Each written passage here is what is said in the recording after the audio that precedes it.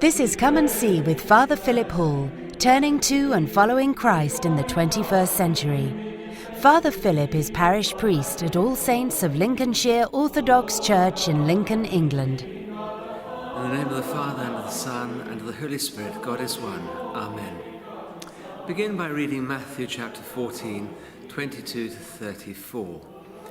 The apostles, the whole of the church, is in a boat, and there's a big storm. The boat is the whole world as far as they're concerned. You know how it is. Maybe you too have been on a boat in the middle of the sea. I used to do a lot of boating when I was a youngster. And the boat becomes your entire world, everything that there is. And you're entirely reliant on that boat. If it sinks, you drown. You go down with it. And there they are, in this boat at night time. It is dark and it is stormy.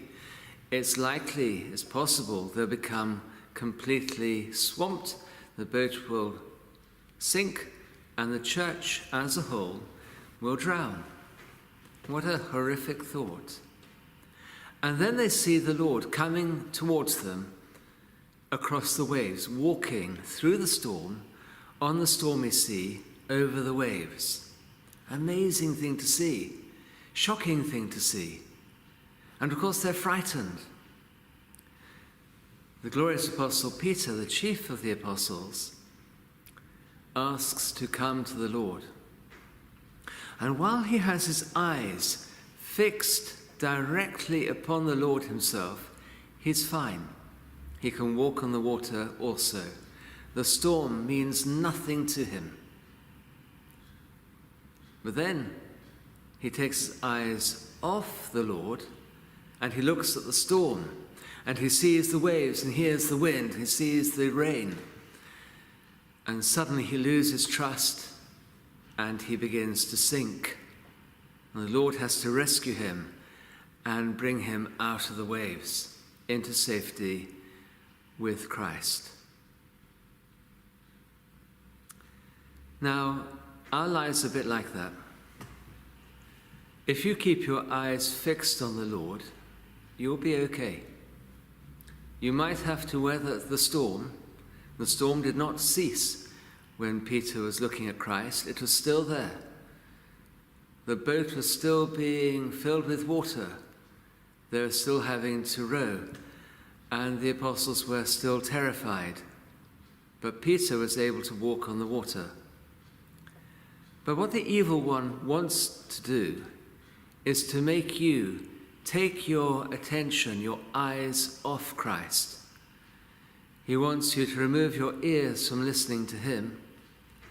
He wants you to stop walking out in faith. And he does this by causing all sorts of crises to take place around you. Your life, your world, your entire world can appear as if it's crashing around about your feet. Your boat can look as if it's about to be swamped. The problems come from your life, from your health, from your family, from your work, your money situation, your household, your friends and other people like that. They can also come directly from the church. You know, some people don't really indulge in Christianity at all. They follow this horrible religion called churchianity. And if you do that, all you will see is crisis and problem after problem. But fix your eyes on Christ. All these problems will be there.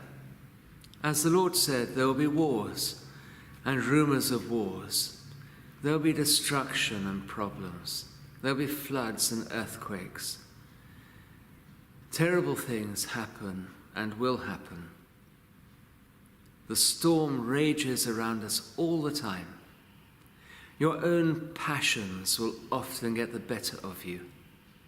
And even in the midst of those passions, raise up your eyes to Christ, look at him. and you will be able to walk on the water. The storm will still be there, but Christ will be holding out his hand and say, "Come." So come to him. Feast your eyes, your ears, your every sense on him.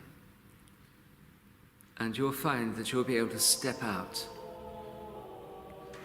with faith and confidence towards him who is the Lord and Creator of all. Your prayers. Amen.